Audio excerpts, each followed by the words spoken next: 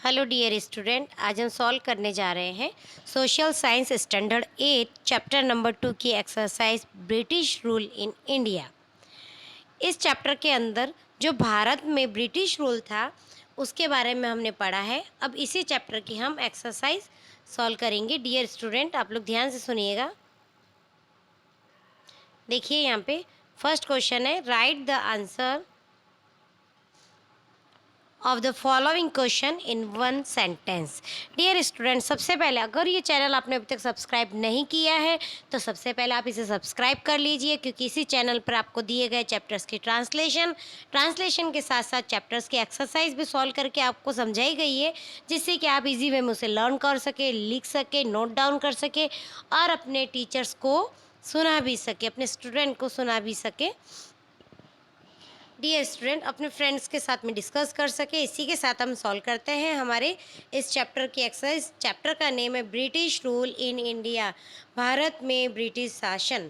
Question number first, write the answer of the following question in one sentence.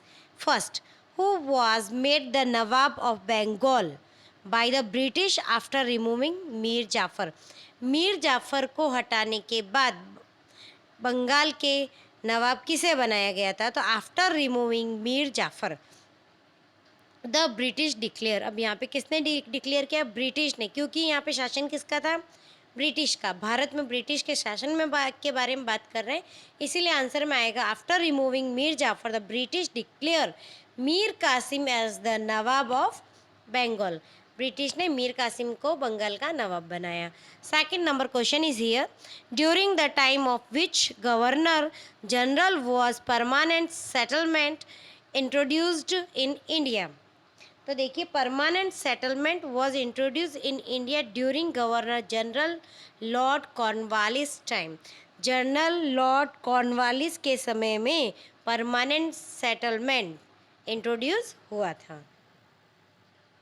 Third question is here, the victory of which war gave the British the power to collect revenue in Bengal. Bengal में revenue collect की power British के पास कौन से युद्ध के बाद आई थी? तो answer is here, after the victory of the battle of Buxar. जब बक्सर का युद्ध था उसके बाद में, बक्सर का युद्ध हुआ था 1764 में।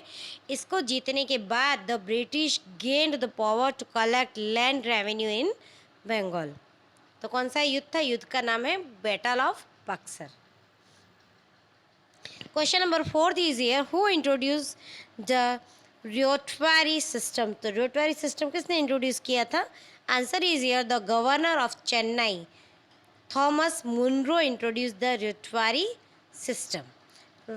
थॉमस मुनरो किसने किया था इंट्रोड्यूस? Thomas Munro. पहले में किसने इंट्रोड्यूस किया था?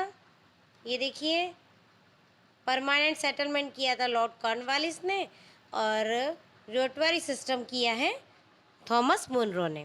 इसी के साथ हम क्वेश्चन नंबर सेकंड की तरफ जा रहे हैं। Right short note on. हाँ, यहाँ पे हमें पूछा गया है कि आपको शॉर्ट नोट लिखना है। सबसे फर्स्ट टॉपिक दिया गया हमें बिरसा मुंडा। बिरसा मुंडा के बारे में अब हम यहाँ पे बात करेंगे। देखिए dear student, Birsa Munda started the Ulgulan movement for the upliftment of the Indian tribal society. जो इंडियन ट्राइबल सोसाइटी, उसके अपलिफ्टमेंट के अगेंस्ट ये वाला आंदोलन शुरू किया गया था। Birsa Munda was born on 15 November. जो अब यहाँ पे उनकी डेट ऑफ बर्थ बताएंगे हम। तो Birsa Munda was born on 15 November 1875। उनकी मदर का name, his mother name was Karmi Mundaina and his father name was Sugna Munda. Birsa Munda childhood. अब उनकी मदर फादर के बारे में बात की, उनकी बर्थ के बारे में बात की, अब उनके चाइल्डहुड के बारे में बात करते हैं। आप चाहे तो इनको स्टेप बाय स्टेप पॉइंट्स में भी लिख सकते हैं, ताकि आपको ये लर्न करने में इजी रहे। बिरसा मुंडा के बारे में, Birsa Munda's childhood was spent in grazing sheep and got, playing the flute and playing in the arena by fighting mock wrestling match. जो बिरसा मुंडा था उनका बचपन किस में बीता था? भेड़ बकरियों को चराने में और रेसलिंग मैचेस में। ड्यू टू पॉवर्टी, गरीबी के कारण the family, Birsa Munda spend his childhood constantly migrate with his father. गरीबी के कारण उन्होंने बचपन में ही माइग्रेट करना पड़ा था उनके पापा के साथ में। However Birsa took education in local missionary school. अब उन्होंने एजुकेशन कहाँ पे ली थी? लोकल मिशनरी स्कूल में। Birsa had heard stories about the struggle between the Munda people and the Dikus in his childhood. At a young age, Birsa engaged in the work for the upliftment of the tribal society. जैसे बड़े हुए तो उन्होंने अपना young age किस में बिताया? Birsa engaged in the work of the upliftment of the tribal society. Tribal society के अपलिफ्टमेंट में ही उन्होंने अपना टाइम स्पेंड किया, वर्क किया इसी के लिए। ही वॉर द जनोई स्केयर थ्रेड। एक जनोई नाम का एक थ्रेड धागा आता है, वो उन्होंने पहना। He had worked with the people who follow and spread the Vaishnav religion. उन्होंने फिर बाद में वैष्णव धर्म को फैलाया। As a youth, Birsa started working for the upliftment of tribal people. Exploitation of the tribal people by the pro-British moneylender and Jagirdars landlords had reaches its extreme limit. यहाँ पे क्या हुआ था कि जो ट्राइबल पीपल थे उनके upliftment के लिए इन्होंने काम किया था, और जो ब्रिटिशर्स थे, जो जागीरदार थे, लैंडलॉर्ड थे, उनकी बहुत ही ज़्यादा यहाँ पे लिमिट्स हो गई थी लोगों को परेशान करने की। All this had a profound effect on Birsa Munda. He led the mass movement of Ulgulan which was started against this exploitation in 1895। ये जो उलगुलन आंदोलन है ये 1895 में स्टार्ट किया था। The whisper wide spread impact of this movement on about 400 square mile of the Chota Nagpur region of south Bihar. ये कम से कम 400 स्क्वायर मील में फैला था ये वाला आंदोलन। The Munda tribe claimed that Chota Nagpur belonged to them. They claimed that the East India Company had taken away their traditional rights and made them forced labour. In the mass movement, Birsa called on the people of his tribe to give up drinking alcohol, to keep their house and villages clean, to not believe in witchcraft। फिर बिरसा मुंडा ने क्या लोगों को समझाया कि drinking मत करो, अपने आजू बाजू के गाँव में गांव को स्वच्छ रखो, और अपना जो क्राफ्ट वगैरह है वो सब, वो अपना जो काम है उस काम को फिर से चालू करते हैं हम। इस तरीके से बिरसा मुंडा ने वहाँ के लोगों को समझाया। He used the Mundas to live according to their glorious past and to stay in one place and do cultivation। उन्होंने बोला कि तुम अपने पास्ट को याद करो कि तुम्हारा पास्ट कितना ग्लोरियस था, और कल्टीवेशन फिर से स्टार्ट करो, एक ही जगह पे रहना चालू करो, कल्टीवेशन स्टार्ट करो। कल्टीवेशन मतलब वो खेती बाड़ी करना। The British were afraid to Birsa movement. अब जो ब्रिटिशर्स थे वो बिरसा मूवमेंट से डर गए। The tribes wanted to establish Munda Raj under the leadership of Birsa Munda. When the agitations spread, the British falsely accused him of obstructing the administration and arrested Birsa in 1895। और British इतना डर गई थी कि जो उनके ऊपर झूठे आक्षेप लगा करके और बिरसा मुंडा को 1895 में गिरफ्तार कर लिया। ये देखिए बिरसा मुंडा की यहाँ पे पिक दिखाई गई है। 2 years later Birsa Munda was release. अब 2 साल बाद उन्हें छोड़ दिया गया from prison in 1897। He rejoined the public awareness movement. अब उन्होंने क्या किया कि जब वो जेल से छूटे तो उन्होंने पब्लिक अवेयरनेस मूवमेंट स्टार्ट किया। He strand the white flagged Birsa rise and movement against the Dikus and the Europeans. अब जो ये डक्स आए थे यहाँ पे, जो यूरोपियंस आए थे, उन सब के खिलाफ इन्होंने मूवमेंट स्टार्ट कर दिया। The Birsa Munda movement slowed down after the death of Birsa in 1900। अब जब बिरसा मुंडा की जो डेथ 1900 में डेथ हो गई, मृत्यु हो गई, उसके बाद में ये मूवमेंट स्लो हो गया। फिर सेकेंड यहाँ पे बोला है रियोटवारी सिस्टम। रियोटवारी सिस्टम को किसने इंट्रोड्यूस किया था? अभी हमने पहले पढ़ा है कि मुनरो ने, जनरल मुनरो ने किया था। इसी के बारे में अब हम पढ़ेंगे। देखिए रियोटवारी सिस्टम क्या था। The East India company implemented a number of system in India in order to collect land revenue. East India company ने क्या किया कि लैंड रेवेन्यू कलेक्ट करने के लिए इम्प्लीमेंट्स किया इंडियंस का। The रोटवारी system was one of them, उसमें से रोटवारी सिस्टम भी एक है। The रोटवारी system was introduced in the provinces of Mumbai and Madras, Chennai in the early 19th century in 1820। ये जो रोटवारी सिस्टम है 1820 में लगाया गया था मुंबई और चेन्नई में। The रोटवारी system was introduce by Thomas Munro, इसको इंट्रोड्यूस थॉमस मुनरो ने किया था। At the time when rotary system was introduced, Thomas Munro was the governor of Madras. The main arrangement of this system was the tiller of land was made the owner of the land. The farmer had to pay land revenue as per the condition laid down by the government। अब यहाँ पे जो land revenue जो लोग थे किसान थे उनको देना पड़ता था जैसा भी सरकार डिसाइड करती थी। The रोटवारी system did not have any benefit, इसमें कोई प्रॉफिट नहीं था, कोई बेनिफिट नहीं था for land owner, land owners के लिए इसमें कोई बेनिफिट्स नहीं था, ना ही फार्मर्स के लिए था ना ही लैंड ऑनर्स के लिए था। ये देखिए क्योंकि बिकॉज ऑफ क्योंकि एक्सेसिव लैंड रेवेन्यू बहुत ज़्यादा था। The government had the right to increase land revenue whenever it wanted to, सरकार कभी भी जब भी चाहे वो अपना लैंड रेवेन्यू भूमि कर बढ़ा सकती थी।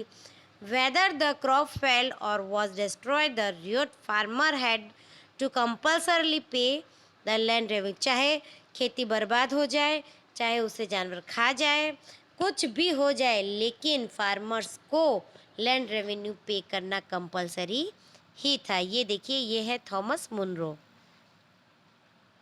Third, farmer got permanent ownership right over their land on the basis of the ryotwari system. They did not benefit in any way due to this। तो फार्मर गोट परमानेंट ओनरशिप, फार्मर्स जो थे उनको permanent ownership तो मिल जाती थी ज़मीन के ऊपर, लेकिन उससे उनको इसके सिवा और कोई दूसरा फ़ायदा नहीं हुआ। अब देखिए तीसरा यहाँ पे शॉर्ट नोट पूछा गया है महलवारी सिस्टम। महलवारी सिस्टम के बारे में पढ़ते हैं अब हम। यहाँ पे देखिए the Mahalwari system was first implemented in the north western provinces and some region of central India. ये जो नॉर्थ वेस्टर्न, नॉर्थ मतलब ऊपर की साइड हिमालय की साइड, और वेस्ट, वेस्ट साइड मतलब अपने राजस्थान गुजरात की तरफ, provinces and some region of central India, और कुछ जगह मध्य भारत की। The Mahalwari system was introduce in 1822 AD by a British officer named Holt Mackenzie. जो ये हॉल्ट मैकनिज था उन्होंने इसको इंट्रोड्यूस किया था महलवारी सिस्टम को। The term Mahal was used for village or a group of villages in the British revenue record। अभी जो महल शब्द है वो कहाँ किसके लिए यूज़ किया गया था? गांवों के लिए और गांवों के समूह के लिए ब्रिटिश रेवेन्यू रिकॉर्ड्स के अंदर ये बताया जाता है। The unit of mahal was a village और an estate according to the Mahalwari system. The unit for collecting revenue was not a farmer form but the entire land was of the village और it's collective land. अब ये mahalwari system के अंदर the unit for collecting revenue, इसके लिए जो revenue है उसको कलेक्ट करने के लिए एक यूनिट बनाई गई थी। Was not a farmer form, वो जो खेती करते थे उनके खेत नहीं, किसानों के खेत नहीं, बट द एंटायर लैंड, बल्कि वहाँ की सारी ज़मीन जो आती थी उस गांव के अंतर्गत सभी के ऊपर लैंड रेवेन्यू लगता था। For the Mahalwari system, land revenue was determined after surveying the whole village and taking into account the income from these farm and farm produce. The responsibility of collecting land revenue was assigned to the village headman। अब ये जो गांव का मुखिया होता था उसके पास से ये सारी रकम ली जाती थी। मुखिया बेचारा क्या करे, मजबूर होकर गांव के जो फार्मर्स होते थे उनके पास जितनी भी ज़मीन है, चाहे वो रहने की हो चाहे वो खेती करने की, सभी के ऊपर उन्हें टैक्स देना पड़ता था। इसे बोला Mahalwari system. The Mahalwari system did not benefit farmer in any way because whether there was a harvest or not, the farmer had to compulsory pay land tax to village headmen to the British company। Mahalwari system से farmer को कोई फ़ायदा नहीं हुआ, ना ही land जो वहाँ पे लैंडलॉर्ड होते थे उनको कोई फ़ायदा हुआ। बस जितनी भी ज़मीन है उसका कर दो। अंग्रेजों ने सिर्फ किसानों को, गरीबों को लूटा ही लूटा, भारतीयों को बस पैसा दो पैसा दो पैसा दो, नथिंग एल्स। फिर क्वेश्चन है next, How were the farmers exploited in the permanent settlement system? अब जो ये फार्मर एक्सप्लॉइटेड, कैसे फार्मर एक्सप्लॉइट हुए थे परमानेंट सेटलमेंट के द्वारा, इसके बारे में यहाँ पे प्रश्न पूछा गया है। इसका आंसर हमें देना है। देखिए,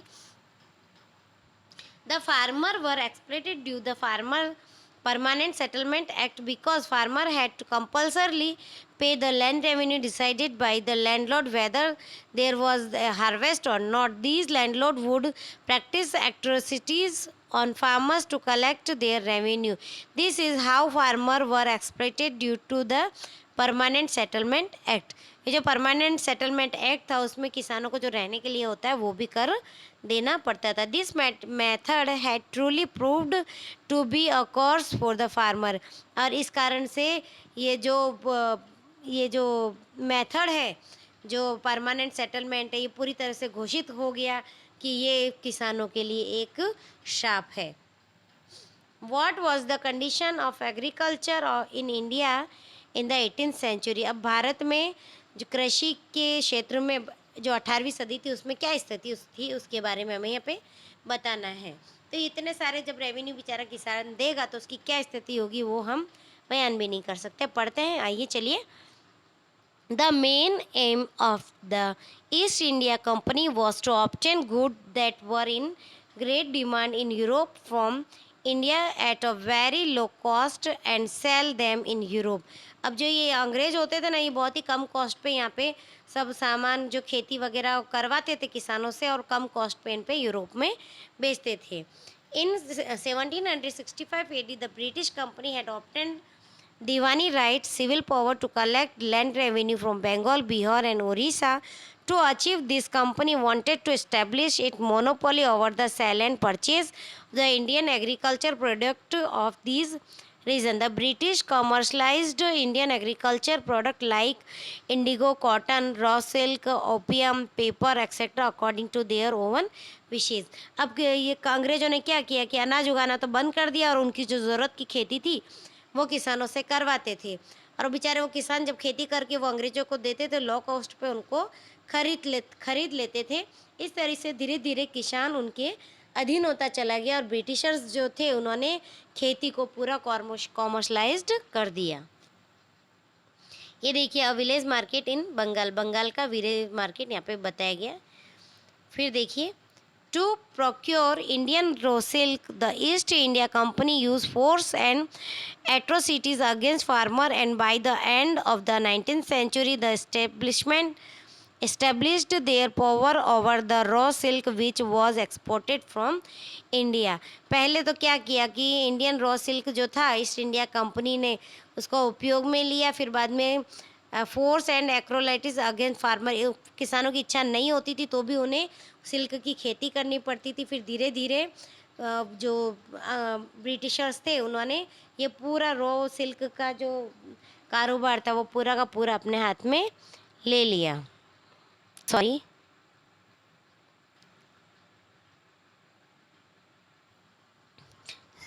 डियर स्टूडेंट, डिस्टर्ब हुआ उसके लिए, ये स्क्रीन थोड़ा सा हिल गई थी। Let's start again. The special character of Indian indigo was that its color shone bright even on cotton cloth. जो इंडियन इंडिगो है इसमें बहुत ही ज़्यादा इसका स्पेशल जो विशेषता थी वो ये थी कि इसमें शाइनिंग बहुत ज़्यादा थी जो कॉटन था उसके अंदर। No other indigo coloured cloth shine so brightly, और दूसरे किसी भी इंडिगो का कलर इतना ब्राइट नहीं था। Since Indigo production reduce in the Caribbean countries, the demand of Indian indigo increased in the European market consequently. In order to increase indigo production in India, the British settled the Europeans in the territories under their rule and empowered them to force farmers to cultivate indigo under the रैयती system. अब इसमें Indigo जो उगाने में इनको फ़ायदा मिलने लगा Britishers को, उनको ये चीज़ पसंद आने लगी, इसकी मांग बढ़ गई तो किसानों की इच्छा के विरुद्ध उनसे ज़बरदस्ती इसका उत्पादन करवाया गया। The better part of indigo cultivation was done in the ryoti system because this tradition was advantageous for the factory owners. Factory owner would fix low rate on the indigo produced, and they would coerce the farmer to plant more indigo. Those who refused were written up. अब इसमें क्या हो गया, जो यहाँ पे factory के owners थे, मालिक थे, उन्होंने कम दामों पे उनसे इंडिगो किसानों से लेना चालू कर दिया, ज़बरदस्ती उनसे इंडिगो की खेती करवाई, और वो अगर किसान मना करते थे तो उन्हें उनसे मारपीट करके भी उनसे खेती करवाते थे. Under their rule empowered them to force farmer to cultivate indigo under the ryoti system. इसमें अभी देखिए हम शॉर्ट में ये भी बोल सकते हैं कि in the British rule Indians को फोर्स किया जाता था. Farmer forced for cultivate indigo and raw silk. The better part of indigo cultivation was done in Rayatri system because this tradition was very advantageous for the factory owners. ये अभी हमने पढ़ा है. फिर देखिए, in the 1780 the cotton producing region of Indian were control in East India company and businessman under their obligations. The cotton producing region of India were in control of the East India company. अब East India company ने cotton produce को भी अपने हाथ में ले लिया. So the company would force farmer. अब पहले जो ब्रिटिशर्स थे उन्होंने रोज सिल्क के लिए फार्मर्स को फोर्स किया, फिर उसके बाद में उन्होंने इंडिगो के लिए फार्मर्स को फोर्स किया, फिर उसके बाद में अब कॉटन के लिए वो फार्मर्स को फोर्स करने लगे. Since farmers did not get proper rates of their cotton product they were ruined. In those days, crop like sugarcane, tea, opium, paper, and other spices were also important cash crop commercial agro products. The British abused their political power to buy these crop at very low rates. अब Britishers ने क्या किया, ये जो थी ये काफ़ी लो rate पे उन्होंने खरीदनी चालू कर दी सारी क्रॉप्स को. The company would turn farmer into debtors by giving them advance loan for their sowing and cultivation of cash crop. अब उन्होंने इसमें एक और एडिशन कर दिया कि अब ये सब जो खेती थी ये उगाने में काफ़ी महंगी होती थी, उसका बीज वगैरह लेने में करने में. तो पहले तो उन्हें ज़बरदस्ती बोला गया कि आपको यही खेती करनी है, फिर उस खेती के लिए सामान की अगर ज़रूरत हो तो किसानों को वो लोग लोन देते थे. लोन दे करके वो बेचारे किसान वहाँ पे फंस जाते थे. अंग्रेज़ों से पैसे तो ले लेते थे, लेकिन वो पैसे चुकाने के लिए खेती होनी भी तो चाहिए, ऐसी कॉस्ट मिलनी भी तो चाहिए. मतलब किसानों को तो भरपूर शोषण किया गया उस समय में. Thereafter the crop would be bought from them at low cost. As a result, the businessmen become richer and richer, while farmer who cultivated cash crop became poor and poor. और इसी वजह से जो उन्हें कम कॉस्ट पे ख़रीद के और हाई कॉस्ट पे उन्हें सेल करते थे तो वो तो रिचर से रिचर हो गए, रिच से रिचर हो गए, और जो बेचारे गरीब थे वो कितनी मेहनत कर करके भी गरीब से भी गरीब हो गए. Rich landlords would then buy land from the impoverished farmer. As a result, a large number of farmers became landless laborers. Thus, India's agriculture as well as Indian farmer both were ruined during the 18th century. दोनों ही बर्बाद हो गए, खेती भी बर्बाद हो गई और किसान भी बर्बाद हो गए.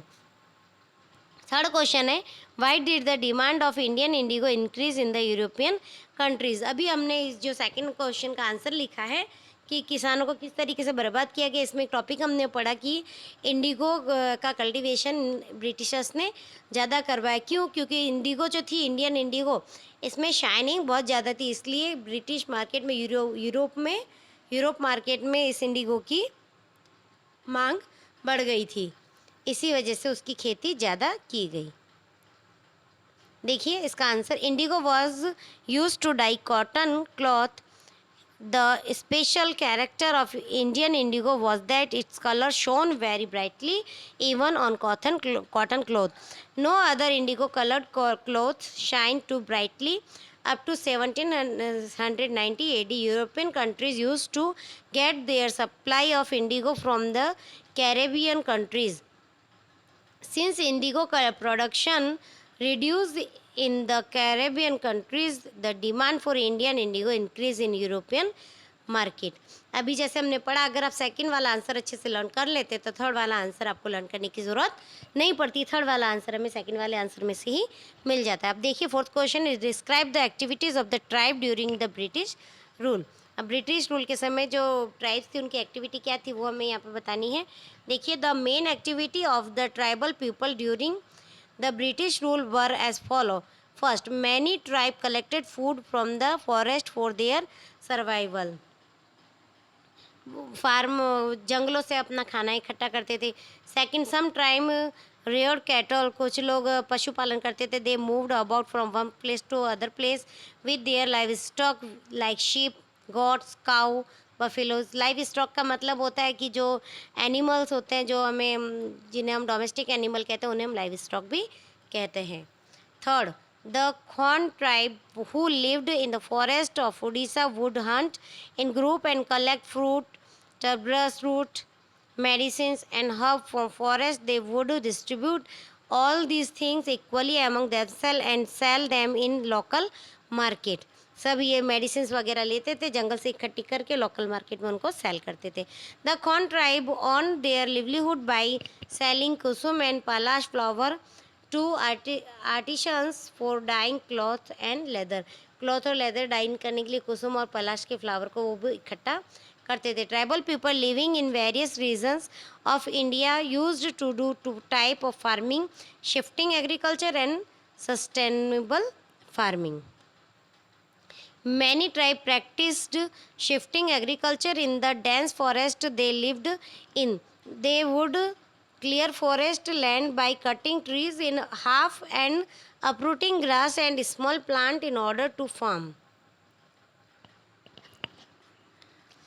Then they would burn the wood and grass and spread the ashes on the cleared land. Since ash is rich in potash, the land would become fertile. After taking one crop on this cleared land, they would leave it and move to a new region.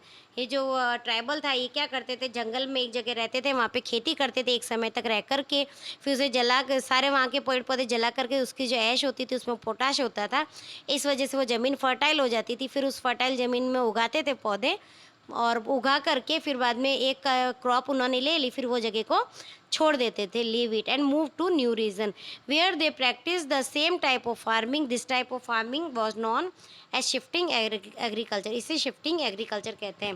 Before the 19th century the Munda, Gond and Santhal tribe of Chota Nagpur in Jharkhand state practise sustainable farming. They had also gain land right due to practise sustainable farming.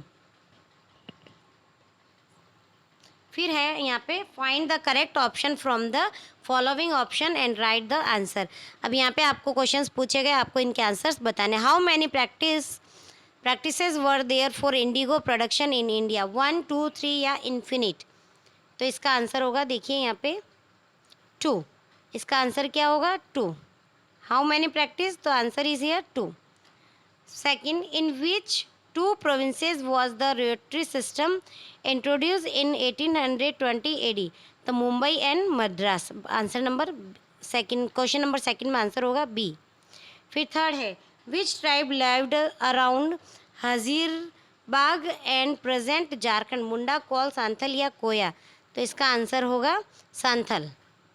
फिर fourth question है, under whose leadership did the tribal want to establish Munda Raj. तो बिरजा मुंडा, answer होगा बिरजा मुंडा। इसी के साथ dear student हमारे chapter finish होता है। मैं उम्मीद करती हूँ कि चैप्टर आपको समझ में आया होगा। अगर ये चैप्टर आपको समझ में आ गया, आप इसे डिस्क्राइब कर सकते हैं, आपको लर्न हो गया, अपनी लैंग्वेज में आप लिख सकते हैं। तो इस वीडियो को लाइक करना मत भूलिएगा और कमेंट करना तो बिल्कुल भी मत भूलिएगा, ताकि हमें पता चले कि हमारे वीडियो में क्या कमी है और क्या अच्छाई है। इसी के साथ डियर हम मिलते हैं नेक्स्ट वीडियो में, नेक्स्ट चैप्टर की ट्रांसलेशन और एक्सरसाइज के साथ में। तब तक के लिए जय भारत, जय हिंद।